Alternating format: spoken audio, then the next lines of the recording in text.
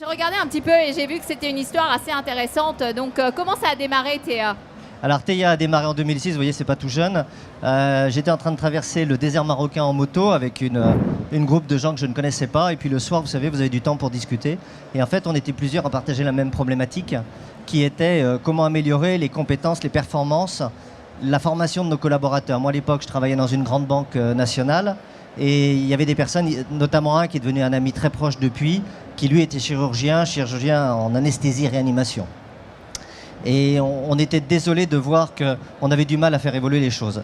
Quand on est rentré en France, l'idée nous est venue de dire que le numérique pouvait nous aider. Et on a créé en 2006-2007 la première plateforme connectée. Alors on était plutôt précurseurs parce que le connecté, on en parle depuis quelques années avec les échanges de données. Nous, on a fait ça en 2006 et on était précurseurs sur plusieurs niveaux. D'abord, on était les premiers à s'adresser à un aussi large public puisqu'on parlait de milliers d'étudiants. On a commencé avec médecine, donc c'est pas rien, c'est une filière qui est très exigeante et très importante. Et puis on était les premiers aussi à mélanger différentes modes de formation, comme le blend learning, des parcours pédagogiques différents et aussi la classe inversée. Donc on mélangeait le numérique avec des techniques nouvelles de pédagogie. Et puis on a été les premiers à faire de l'évaluation connectée. Depuis, on a passé du chemin un petit peu. Aujourd'hui, tous les jours, on a à peu près 200 000 personnes, 200 000 étudiants qui se connectent sur la plateforme, qui se forment. On réalise tous les jours en moyenne 5 000 examens. Et puis, on a à peu près tous les ans 20 millions de dossiers, de sujets qui sont posés sur la plateforme. Donc concrètement, du coup, l'entreprise existe déjà depuis, tu l'as dit, depuis quelques temps. Oui. Quelles sont vos valeurs, justement? Alors, nos valeurs, en fait, elles sont sur deux niveaux. Nos atouts qu'on va qualifier de différenciants et d'uniques sont sur deux niveaux. Le premier, il est technique. On est les seuls à savoir adresser un examen pour plusieurs milliers de personnes à travers le monde en simultané. Donc je vais prendre l'exemple par exemple du concours de l'internat en médecine. Vous avez 8800 élèves. Certains sont en France, mais d'autres avec Erasmus sont à l'étranger, passent simultanément le même examen pendant 2 jours et demi et sans faille depuis 2016. Ça, c'est notre premier argument technique qui est unique. Génial. Merci. Et le deuxième, il est pédagogique. C'est un peu mon préféré. En fait, quand on parle de plateforme connectée, ça veut dire quoi? Ça veut dire qu'on récupère des données de tout ce que les utilisateurs peuvent faire. Classiquement, en général, un professeur pousse un contenu sur une plateforme ou dans un cours. Ça peut être un cours, ça peut être une évaluation. Et l'élève, qui devient récepteur, suit le cours ou suit l'évaluation. En général, ça s'arrête là. Nous, on va beaucoup plus loin. On va demander à l'élève de partager son expérience du cours, de l'évaluation. Et donc, il était récepteur, pardon. Il va devenir émetteur.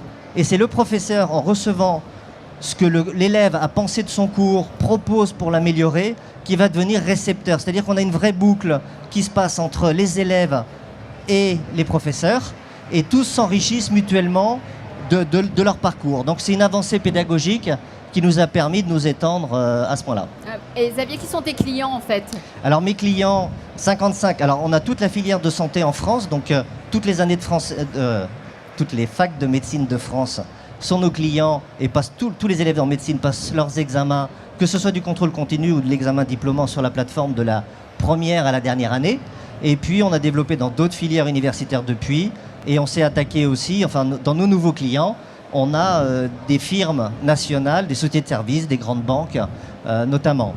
Et on démarre avec... alors effectivement on a besoin d'un partenariat de confiance avec Thales, parce que c'est eux qui peuvent nous assurer la sécurité des données, parce qu'on va avoir une traçabilité de l'étudiant du collège au lycée, à l'université et plus tard dans le monde professionnel. Donc on n'est plus dans le monde virtuel, on n'a que des individus qui ont des actes réellement réalisés et on évite ainsi les gens qui s'inventent des vies. C'est super intéressant. Et du Merci. coup, en termes d'expérience client, donc qu'est-ce que tu peux nous dire? Alors chez nos utilisateurs, en fait, on a trois groupes d'utilisateurs qui sont plutôt satisfaits. On a nos étudiants parce qu'ils sont acteurs de leur formation, ils progressent. On ne va pas parler d'égalité, mais on va parler d'équité, c'est-à-dire qu'ils ont tous leur chance.